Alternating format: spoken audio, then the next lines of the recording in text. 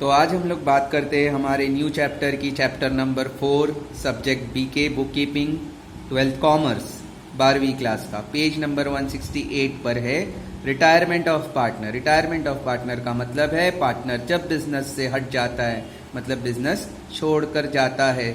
जैसे 3 या 4 पार्टनर या 5 पार्टनर कोई बिजनेस में होते हैं, उसमें से कोई एक पार्टनर या 2 चला जाएगा बिजनेस छोड़कर, तो उसको हम लोग बोलेंगे रिटायरमेंट ऑफ पार्टनर।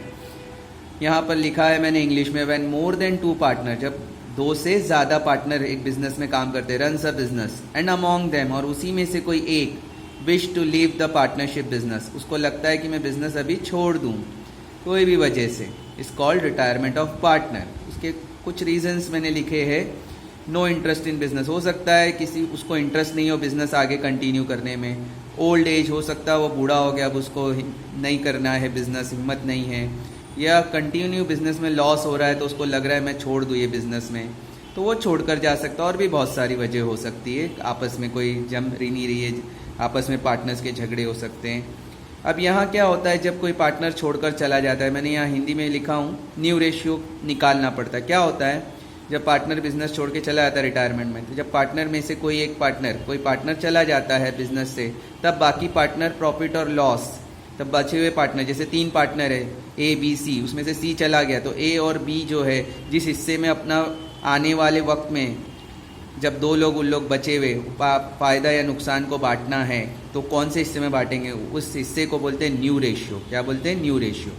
अब यहाँ देखो कैलकुलेशन ऑफ न्यू रेशियो मैंने लिखा है, जिसमें ये लिखा है कि A B and C are partner. कितने पार्टनर है? 3 पार्टनर है, A B and C are partner, sharing profit and losses in the ratio of 2:1:3। मतलब 3 पार्टनर है और ये लोग तीनों मिलकर क्या कर रहे, आपस में जो फ़ायदा और नुकसान है वो बांट रहे थे। 2 हिस्सा ए का, 1 हिस्सा जो है वो बी का, और सी का जो है 3। ओल्ड रेशियो है ये इन लोगों का, मतलब पहले से ये लोग बिजनेस कर रहे थे, ए बी और सी। तो 2:1:3 ये तीनों का अलग अलग रेशियो ये क्वेश्चन में दिया रहेगा। अब क्या होगा कि हम लोगों को ये रेशियो को अपॉन में लिखना है, तो हम लोग क्या करेंगे, इन तीनों को प्लस कर देना। 2 + 1 + 3 = 6, तो ये ऐसा हो जाएगा 2/6, 1/6 और 3/6। ये हम लोगों का ओल्ड रेशियो है। कौन सा रेशियो है? Old ratio. अब क्या हुआ, कौन बिजनेस में से रिटायर हो गया। फॉर एग्जाम्पल हम समझते हैं कि मतलब इसमें बी रिटायर हो गया, क्वेश्चन के हिसाब से बोलता है क्वेश्चन बी रिटायर हो गया। अब जब बी रिटायर होगा तो हमारा न्यू रेशियो क्या बनेगा? बी देखो ये है, ये जो बी का हिस्सा 1 था तो 1/6 हो गया था, ये 1/6 को हटा दो तो बचा क्या, ये 1/6 हट गया, मतलब 1 हट गया, तो बचा क्या 2 और 3, ये बन गया नया रेशियो। मतलब जो चला गया उसका रेशियो हटा दो, तो जो बचा है 2:3। ये 2:3 को क्या करोगे, 2 + 3 करोगे, तो 2 + 3 कितना आता है 5। फिर इसको अपॉन में लिखोगे तो 2/5, 3/5। इस तरीके से न्यू रेशियो निकालना है, बहुत ही आसान है इसके अंदर। अब आगे हम लोग देखते हैं कि इस क्वेश्चन में कुछ और एग्जाम्पल क्वेश्चन दिए है। एक्स वाई जेड ये लोग शेयर कर रहे हैं प्रॉफिट और लॉस इक्वली, बांटते हैं आपस में इक्वली। इक्वली का मतलब है 1 1 1, 3 पार्टनर है तो तीनों को बराबर। जेड रिटायर हो गया, कौन रिटायर हो गया? जेड।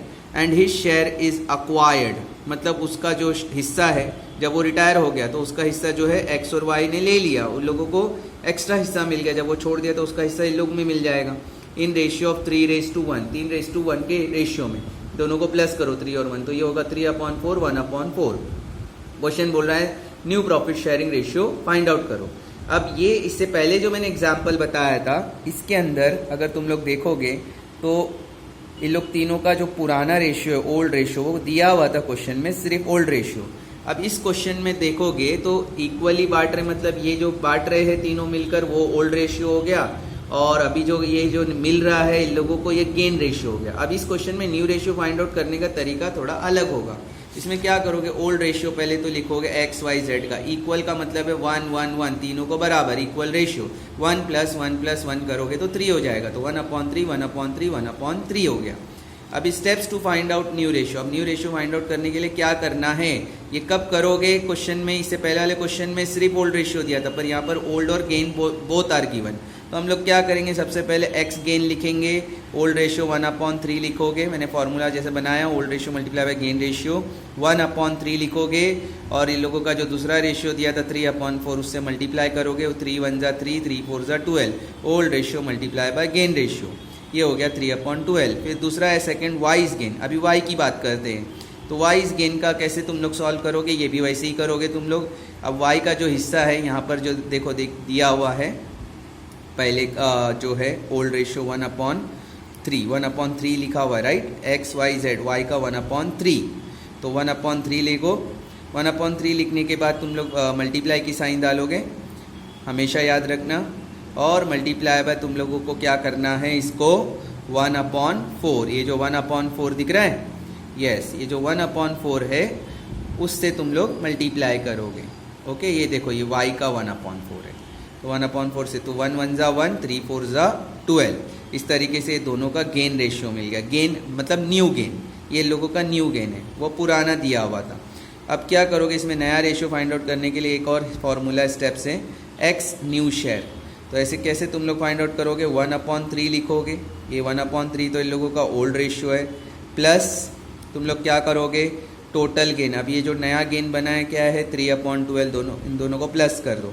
अब ये प्लस डायरेक्टली नहीं हो सकता है, क्यों नहीं हो सकता है, तुम लोग को मैथ्स के रूल पता होंगे, ये जो 3 और 12 है, ये इसको डिनोमिनेटर बोलते हैं, जो ये नीचे लिखे हुए 2 नंबर हैं, और ये दोनों अलग अलग है 3 और 12, तो ये दोनों 3 और 1 डायरेक्टली प्लस नहीं कर सकते। तो हम लोगों को क्या करना पड़ेगा, अगर इधर 12 है तो इसको भी 12 बनाना पड़ेगा। अब इसको 12 बनाना है तो 3 के टेबल में 12 कब आता है, 3 4 जा, तो ये खुद से डालना है तुम लोगों को, 3 4 जा 12। अब ये तुम लोग ने अगर, पर जब नीचे 4 लिखोगे मल्टीप्लाई करके, तो वो ऊपर भी 4 लिखना पड़ेगा, मतलब जो नंबर नीचे डालोगे मल्टीप्लाई में वही ऊपर भी डालना पड़ेगा। और यहाँ तो पहले से 12 है, अब ये 3 4 जा क्या हो गया, ये भी 12 हो गया, और ये 1 4 जा क्या हो गया, 4 हो गया, तो 4/12 हो गया, प्लस 3/12 हो गया, ये तो 12 पहले से ही है। अब दोनों का डिनोमिनेटर देखो सेम है, यहाँ अलग अलग था पर अभी यहाँ सेम है।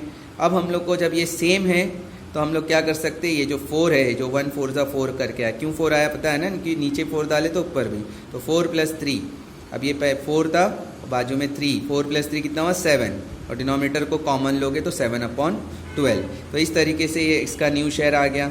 अब y के न्यू शेयर की बात करते हैं, जब y के न्यू शेयर की बात करेंगे तो हम लोग बात करेंगे यहाँ पर 1/3 + 1/12 लिखा हुआ है। अब यहाँ पर ये 1/3 कहाँ से आया, ये ओल्ड रेशियो है जो ऊपर क्वेश्चन में देखो दिया हुआ था, 1/3। ओके, इक्वल रेशियो मतलब 1 1 1, तो तीनों को प्लस करें तो 1 + 1 + 1 कितना हो गया, 3 आ गया ना, तो इसके लिए 1/3 1/3 1/3 लिखेंगे। तो ये वाला 1/3 है, प्लस ये 1/12 कहाँ से आई, वाइज गेन हम लोग ने किए थे, ओल्ड रेशियो मल्टीप्लाई बाय जो लोगों का गेन रेशियो था एक्वायर्ड 1/12, तो उससे मल्टीप्लाई, उससे प्लस करेंगे हम लोग। तो ये भी वापस डायरेक्ट प्लस नहीं कर सकते, मैथ्स का रूल क्या कहता है, दोनों का डिनोमिनेटर सेम होना चाहिए। अगर यहाँ 12 है तो यहाँ भी 12 होना चाहिए, तो 3 के टेबल में 12 कब आएगा, जैसा ऊपर आया था वैसे ही तुम लोगों को करना पड़ेगा। ओके, तो यहाँ पर भी अगर तुम लोगों को 12 बनाना है तो इसको 3 को काय से मल्टीप्लाई करोगे तो 12 बनेगा, तो 3 को तुम लोगों को मल्टीप्लाई करना पड़ेगा 4 से।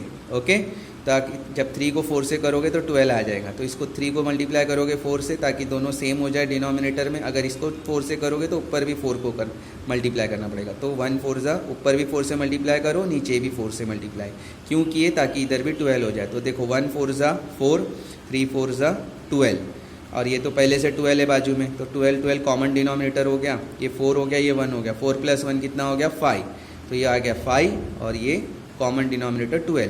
तो इस तरीके से यहाँ 7/12 आया, यहाँ 5/12 आया। ये इन लोगों का न्यू शेयर है, मतलब new ratio of x and y, 7/12 और 5/12।